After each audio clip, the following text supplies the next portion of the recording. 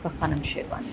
आप में से बहुत से लोग अक्सर मेरे वीडियोस पे कमेंट करते हैं कि मैं प्रतिरोध की आवाज़ हूँ, कि किस तरीके से उम्मीद की एक तरह से रोशनी हूँ इस पूरे दरबारी सरकारी मीडिया के दौर में, और अच्छा लगता है ये सब सुनकर। लेकिन आज का दिन ऐसा लगता है कि क्यों ना ये सब कुछ छोड़ दिया जाए। मेरी पत्रकारिता, मेरे जैसे पत्रकारों की पत्रकारिता के अब कोई मायने नहीं बचे हैं। अभी कुछ ही दिनों पहले मैंने आपको बताया था कि मणिपुर में किस तरह से 2 महिलाओं को नंगा घुमाया गया था, मानवता को, भारतीयता को शर्मसार करने वाली उस घटना के बारे में मैंने आपको बताया था। और अब से कुछ ही दिन ही नहीं गुजरे हैं, अब एक ऐसी दर्दनाक घटना आई है सामने जिसमें ये लगता है कि ये सब कुछ अब बेमानी हो चुका है, कि भारत में लोकतंत्र, भारत का संविधान, भारत का पूरा ये समाज, क्योंकि पत्रकार भी जो अपना दायरा है, पत्रकारों का जो स्थान है, वो इसी समाज, इसी संविधान और इसी लोकतंत्र में ढूंढते हैं। लेकिन हमारा जो समाज है वो इस हद तक आ चुका है कि कल ट्रेन में हुई एक घटना ने रोंगटे खड़े कर दिए हैं, पूरी तरीके से मेरी आत्मा को झकझोर दिया है।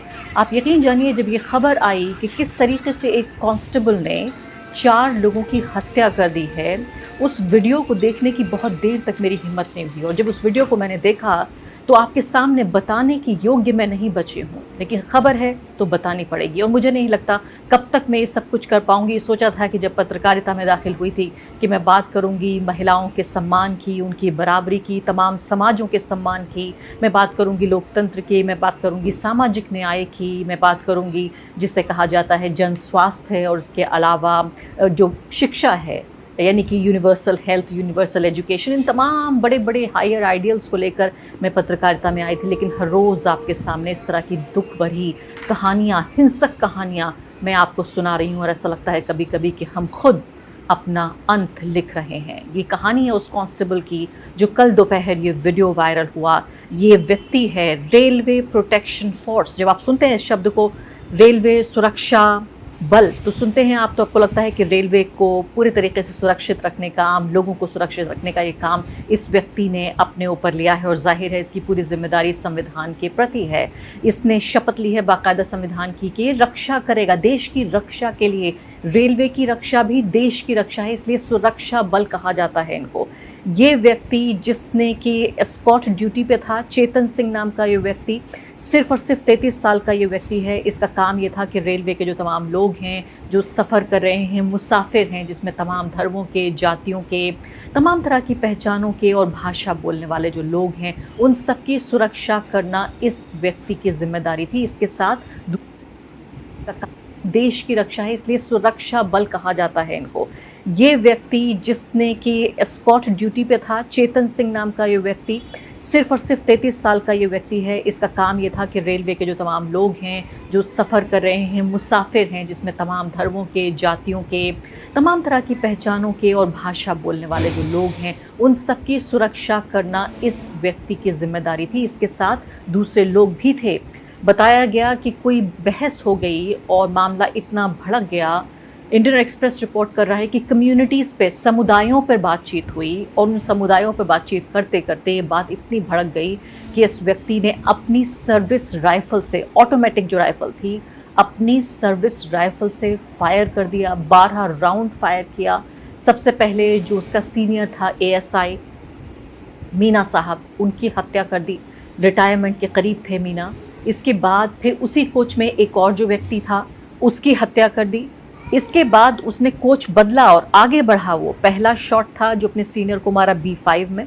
उसके बाद दूसरा पैसेंजर था, वो भी देखने में जो उसकी पहचान थी, मुस्लिम समुदाय का व्यक्ति था, विजुअली पहचाना उसको, B5 में, उसी में हत्या की। फिर उसके बाद जो पेंट्री कार में गया, वहीं भी इस तरह से दिखने वाला एक ख़ास पहचान का व्यक्ति, उसकी हत्या कर दी। और आखिरकार वो S6 में मूव कर गया, और फिर उसने वही पहचान का एक व्यक्ति देखा और उसकी हत्या कर दी। अभी फ़िलहाल ये कुछ सेकंड का वीडियो आप फिर देखिए, इसमें सुनने की कोशिश कीजिए कि ये व्यक्ति क्या कह रहा है। क्या टाइल्स की दरारें, वाटर लीकेज और वॉल क्रैक्स ने बढ़ा दिया है लाखों का खर्चा? पर अब चिंता की कोई ये व्यक्ति क्या कह रहा है।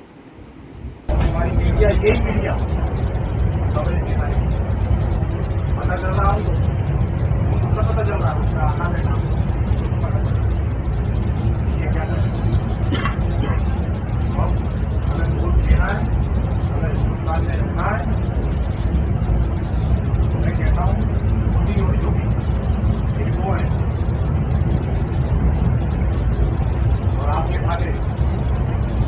5 बजे की ये घटना है जो ये कह रहा है, अगर आप ठीक से ना सुन पाए हो तो फिर से सुन लीजिए।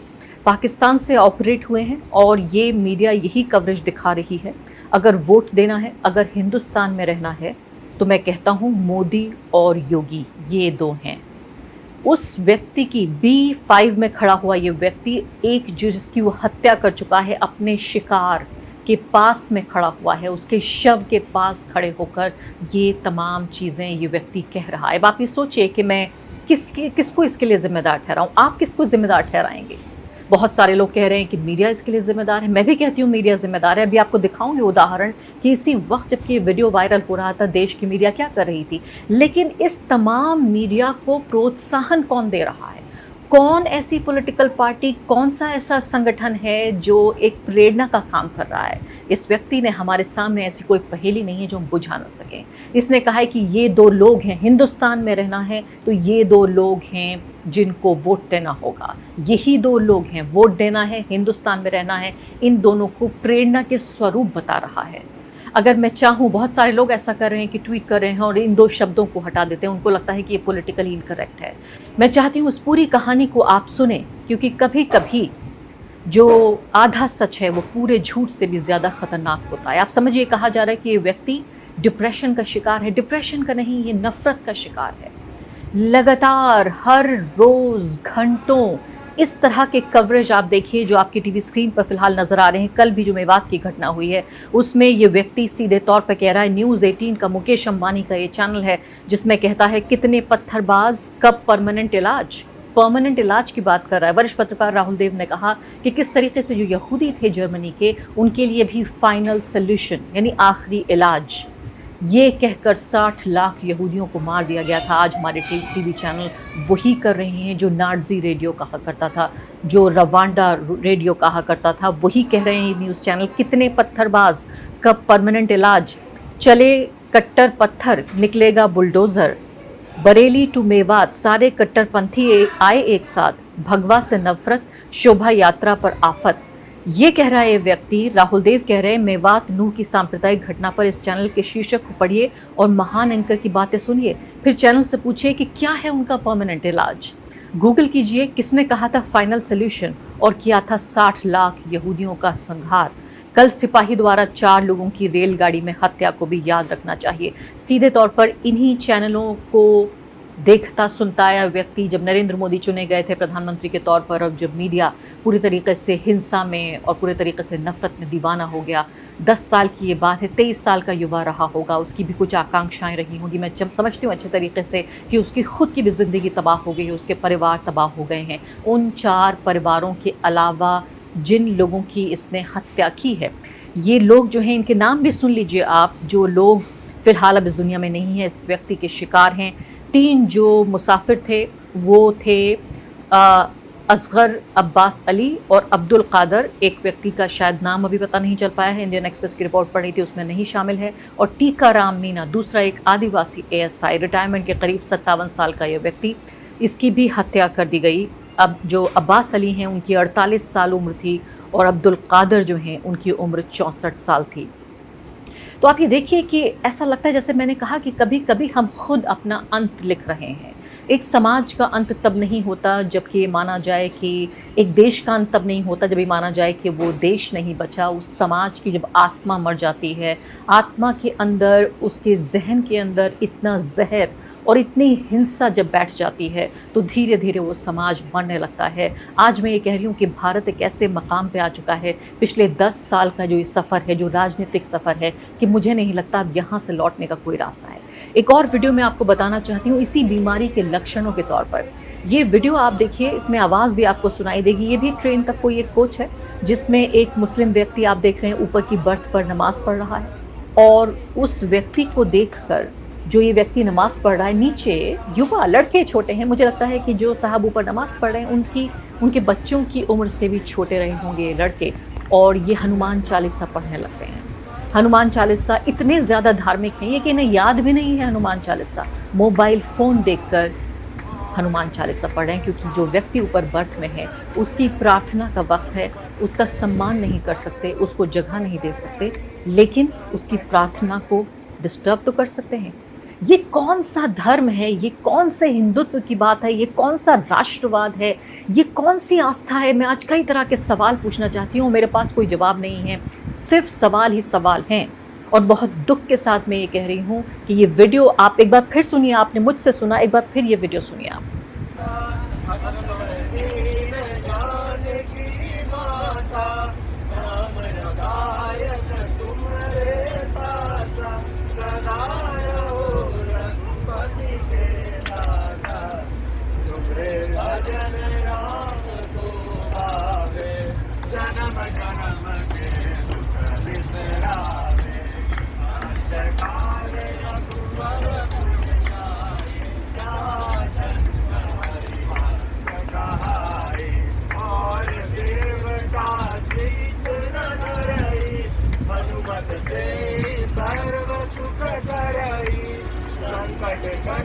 मुस्लिम समुदाय के लिए भी एक तरह से ये सोचने की घड़ी है। ऐसा लगता है कि जो हर व्यक्ति है आसपास सिर्फ वो ये कामना कर रहा है, उनकी मौत की कामना कर रहा है। कभी वो व्यक्ति किसी पड़ोसी के तौर पे दिख जाता है, कभी वो व्यक्ति किसी दंगाई के तौर पे दिख जाता है, कभी वो व्यक्ति किसी नेता के तौर पे दिखता है, तो अब वो व्यक्ति यूनिफॉर्म में दिखने लगा है। अब किसी यूनिफॉर्म में देखे जाने वाले व्यक्ति, आप ये सोचिए, अभी भी इस वक्त मैं बात कर रही हूँ, लाखों की तादाद में लोग अलग अलग रेलगाड़ियों में सफ़र कर रहे होंगे और यूनिफॉर्म में इसी तरह के, जो ये व्यक्ति था चेतन सिंह, इसकी तरह के यूनिफॉर्म में युवा जो समझा जाता था कि वो रक्षक हैं, अब वो भक्षकों की तरह नज़र आएंगे। मैं उम्मीद करती हूँ, प्रार्थना करती हूँ और आप सबसे अपील करती हूँ कि अगर ये वक्त है भी जहाँ से हम लौट नहीं पा रहे हैं, फिर भी हमें ये सोचना चाहिए कि आखिर हमारे समाज को यहाँ पहुँचाने में हमारी राजनीति और जो हमारी राजनीतिक जो चॉइसेस है, जो हमारी पसंद है, आखिर उसने किस हद तक हमें इसके लिए जिम्मेदार